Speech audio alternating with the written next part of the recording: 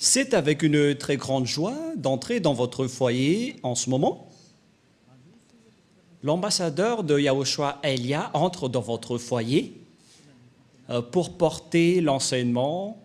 C'est quel numéro, les enfants? C'est le numéro 8. Nous sommes à l'enseignement numéro 8. Nous sommes très contents aujourd'hui de continuer l'enseignement qui sera assez lent. Ça fait longtemps qu'on ne s'est pas revu, ça fait à peu près 2 mois. Donc nous allons être ensemble dans cet enseignement pour aujourd'hui et j'espère déjà que vous êtes très contents d'écouter cette parole et que vous soyez ravis pour suivre l'enseignement pour aujourd'hui. Je réitère mes salutations pour vous tous qui êtes dans votre foyer. C'est l'ambassadeur de Yahushua Elia qui entre dans votre foyer avec de la très grande joie et nous sommes donc très ravis d'être ensemble pour aujourd'hui. On n'a pas donné aux Français, aux autres nations, aux Anglais, aux Malagasy, ni aux Africains les 10 commandements. C'est réservé uniquement aux Israéliens. Il faut changer un peu le mot en précisant que c'est réservé uniquement aux Israéliens.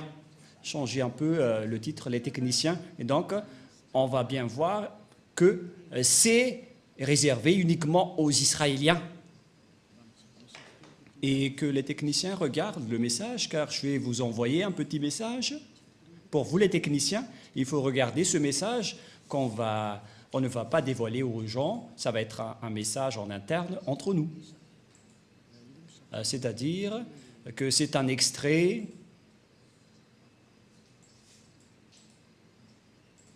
Et si vous allez dire, mais c'est quoi cette consigne? C'est une consigne magnifique. C'est vraiment merveilleux pour vous qui êtes dans votre foyer. Et donc, nous allons entrer directement dans le vif du sujet, c'est-à-dire dans le fond ou la raison de notre sujet d'aujourd'hui, qu'on va parler directement. Quel est alors le vif du sujet? Les 10 commandements et les lois de Moshe sont uniquement réservées aux Israéliens. Et il n'y a pas autre chose que cela. Cet enseignement, c'est pour toutes les personnes qui ont envie d'aller au ciel des cieux. Les âmes qui veulent revenir au ciel des cieux, ils sont très contents d'écouter cet enseignement. Et c'est pourquoi on vous dit de bien écouter la parole. Nous allons donc lire le livre d'Exode. Exode, chapitre...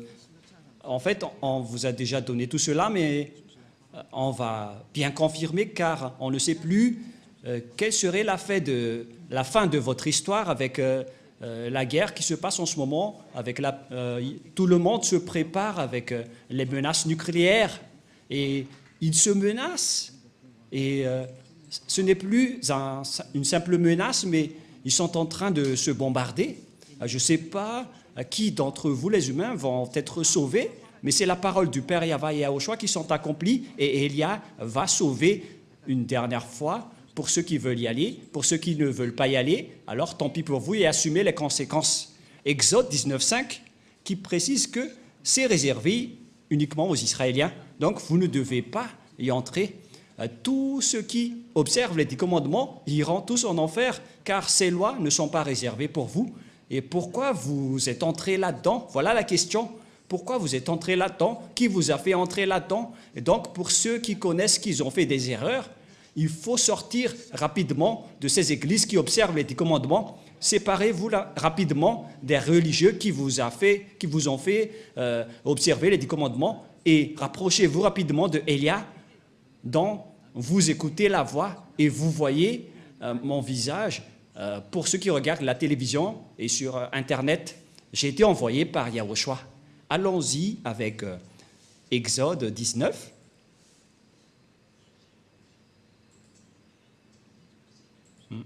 On dirait que c'est autre chose qui apparaît.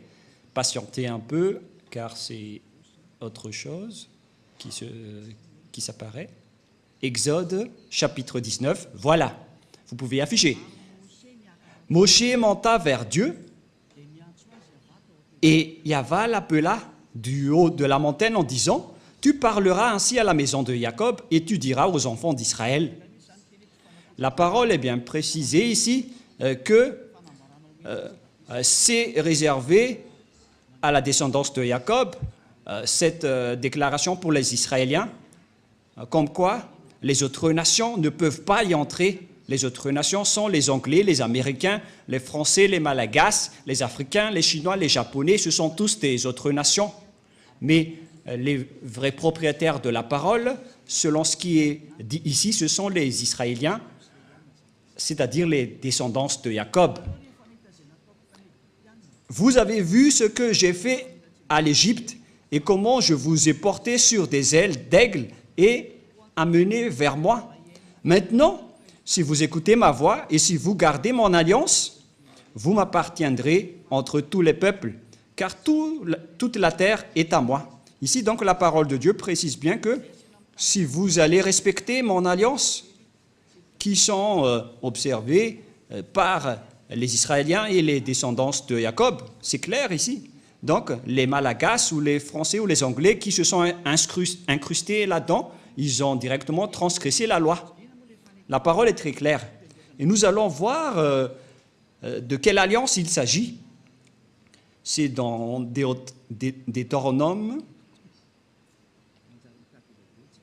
Bon, je vais regarder par ici, car sinon nous allons regarder plus longtemps. Donc je vais regarder la Bible. Ça fait longtemps que je ne l'ai pas utilisée. Peut-être qu'elle est triste en ce moment en disant « Pourquoi tu ne m'as jamais utilisé depuis longtemps, Elia ?» Et si vous allez dire « Est-ce que les livres peuvent être tristes ?» Mais on ne sait pas ce qu'ils pensent. Mais nous allons donc voir dans... C'est où déjà? Je vais devoir rechercher car moi-même je ne me souviens plus de ces versets qui dit qu'on vous a donné. Où est passé ce verset, Rouve? Parce que même moi, ça fait bien longtemps que je n'ai pas touché à cette Bible.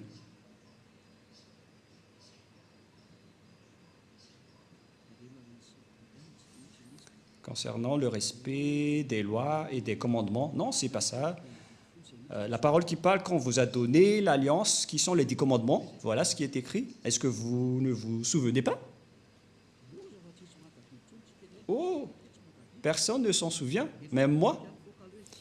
Je vais sûrement me souvenir, on ne va pas accepter. Voilà. On a retrouvé, c'est dans Deutéronome 4, verset 13. Voilà, je me suis souvenu tôt ou tard. Deutéronome 4, 13.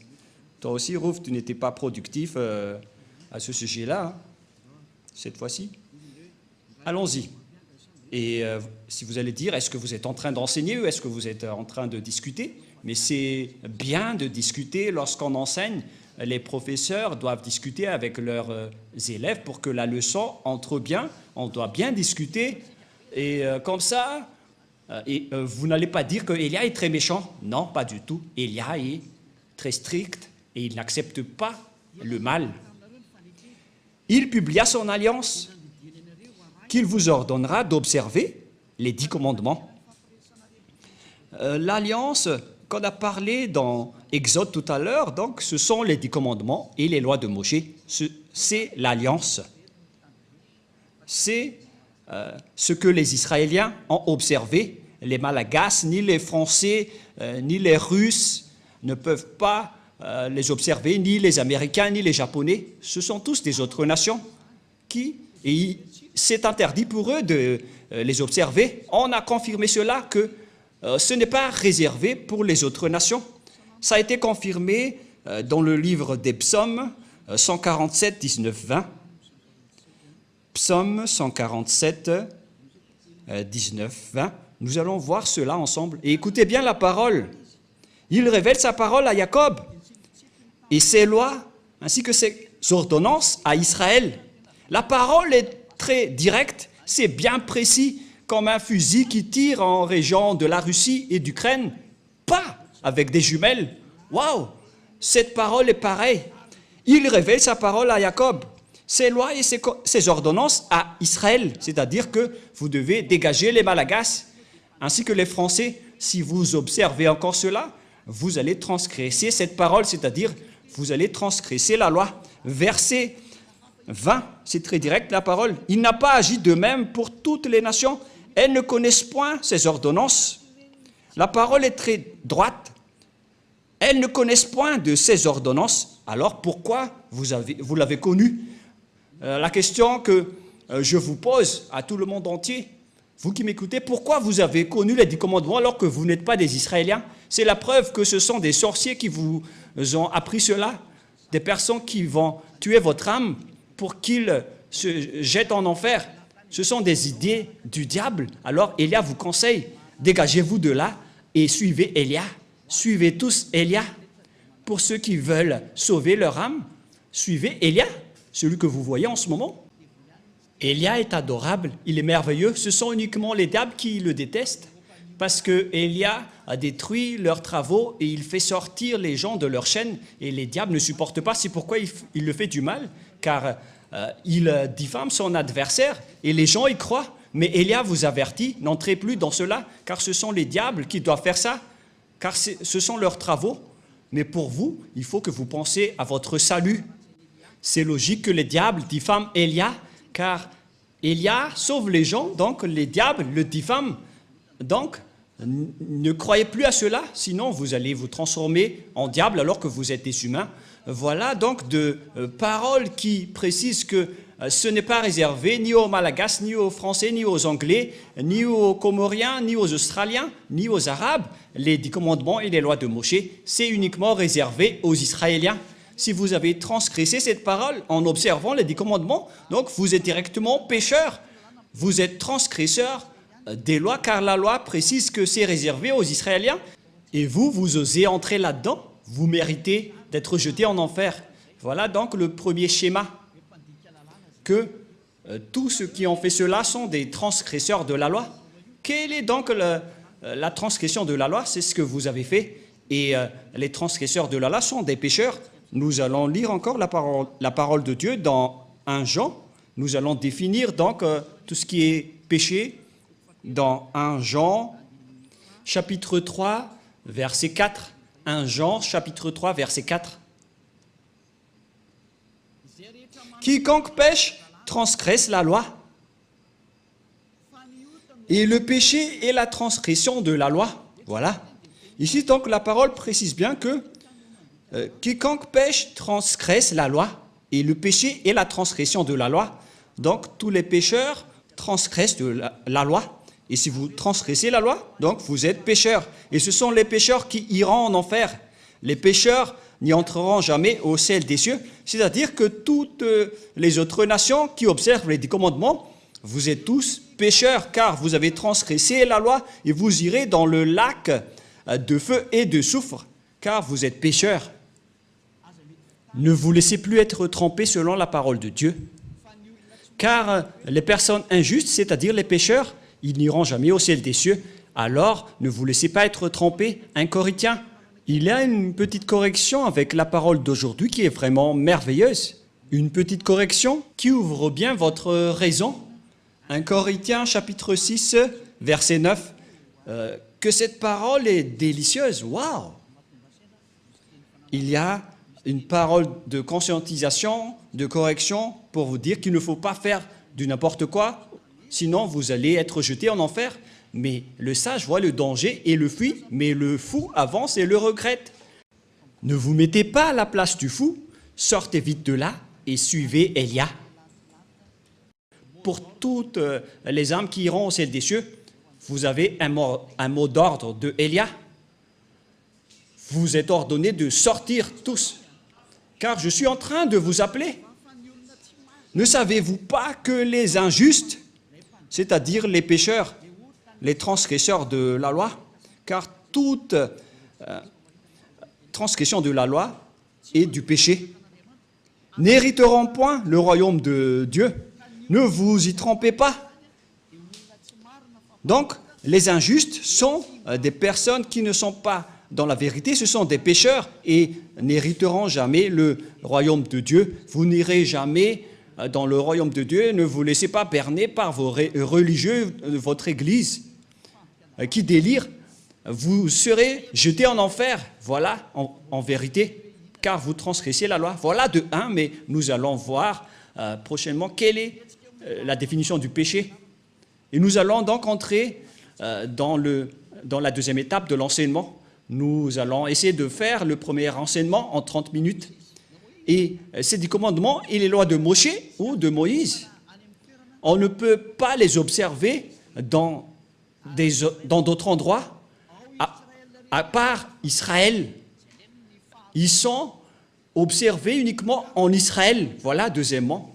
Et donc, si vous les avez observés à Madagascar, en France, en Amérique, ou bien en Australie, au Japon, en Chine, ou dans les régions arabes, donc vous aussi, vous êtes des transgresseurs de la loi, car selon la loi, ils doivent être observés uniquement en Israël. Nous allons lire également la parole dans Deutéronome. Écoutez bien ce grand danger qui va vous arriver. Est-ce que vous n'allez pas être conscient? Moi, je vous conseille, soyez conscients.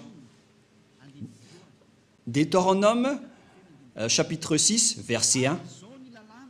Voici les commandements, les lois et les ordonnances que Yahva, votre Dieu, a commandé de vous enseigner, afin que vous les mettiez en pratique dans le pays dont vous allez prendre possession.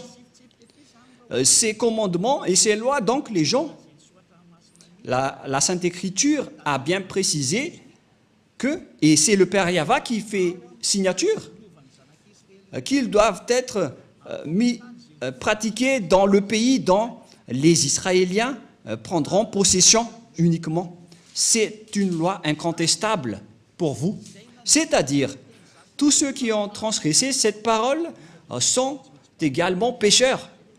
C'est pourquoi vous êtes toujours pécheurs à cause du faux Dieu que vous avez adoré. C'est le résultat de Jésus, de Jesus, qui a enseigné ce mensonge qui vient du diable, qui vous a ordonné d'observer les 10 commandements. C'est le diable qui vous a enseigné tout cela. C'est une idée diabolique, alors soyez conscients maintenant. C'est pourquoi je vous dis, suivez Élia. N'acceptez plus d'être tués par les diables, ça suffit. Ils ont beaucoup tué, ça suffit. Ils ont déjà jeté beaucoup de gens en enfer, ces imbéciles de diable et de Satan. N'acceptez plus maintenant. Suivez Élia, nous irons en Yahushua. Je vais vous ramener là-bas, au ciel des cieux, chez le Père Yahva. Est-ce que vous ne désirez pas cela? Désirez cela, car c'est la vraie vie. La parole est très claire. Nous regardons ensemble, nous voyons ensemble et nous écoutons ensemble. Et pourquoi vous allez encore accepter d'être trompés? À quoi vont-ils servir vos diplômes de professorat, de doctorat, d'ingénieur? Et si vous êtes des grands chercheurs, pourquoi vous ne voyez pas ces grandes écritures qui sont sous vos yeux? Mais tant pis pour vous si vous n'êtes pas conscients. Mais moi, j'appelle tous ceux qui veulent aller au ciel des cieux, toutes les âmes qui vont aller au ciel des cieux, suivez Élia, rapprochez-vous de Élia, levez-vous tous et allons-y. Voilà de 1. Deutéronome 12, 1. Nous allons lire encore la parole suivante pour vous prouver qu'on ne peut pas observer en dehors d'Israël les 10 commandements et les lois de Moshe.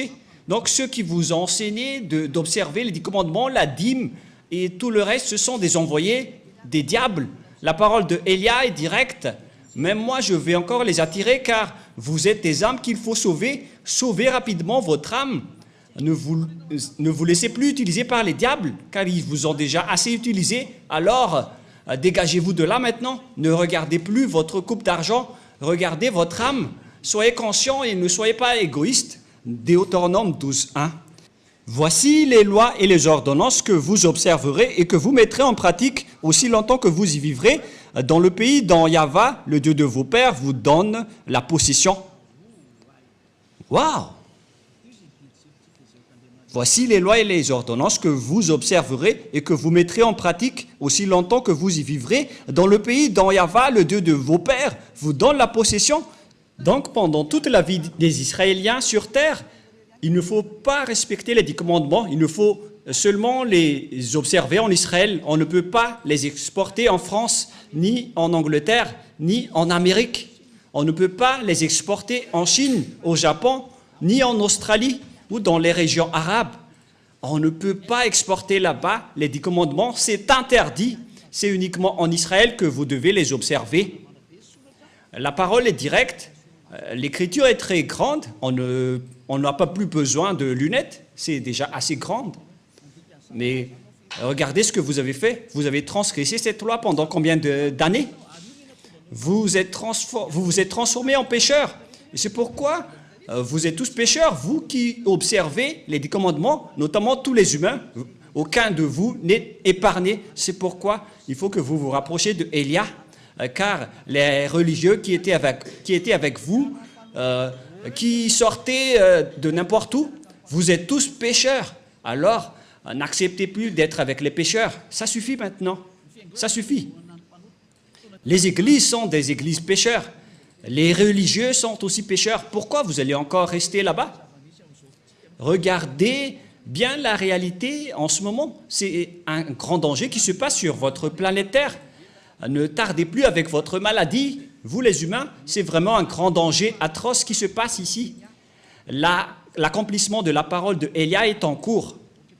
Nous ne sommes pas d'ailleurs contents de l'explosion qui se passe ici, mais c'est la parole qui est en cours qui est merveilleuse, car nous allons bientôt rentrer. L'indice montre déjà que nous allons rentrer. Le salut des gens pour aller en Yahushua va arriver, mais l'anéantissement de ce monde va également arriver, et les êtres du ciel des cieux sont très contents car la parole est accomplie, mais on verra la suite selon leur création. Et ça va se suivre. Mais toutes ces paroles que je vous ai parlées n'est autre que la parole du Père Yahva qui dit qu'il ne faut rien retrancher ni rajouter. C'est-à-dire que vous ne devez rien changer à cette parole, même pas une seule iota. Vous ne pouvez pas transformer cette parole. La parole précise bien qu'il ne faut rien retrancher ni rajouter à cette parole. Donc, vous ne pouvez pas rajouter qu'on peut les exporter en Madagascar, en France, ni en Angleterre. Et faites bien attention, ne diffamez pas le Fils de Dieu, ni les apôtres. Parce que vous avez dit, selon les apôtres, c'est le Père Yahva qui a parlé et qui a fait une signature. Donc, vous ne pouvez rien toucher.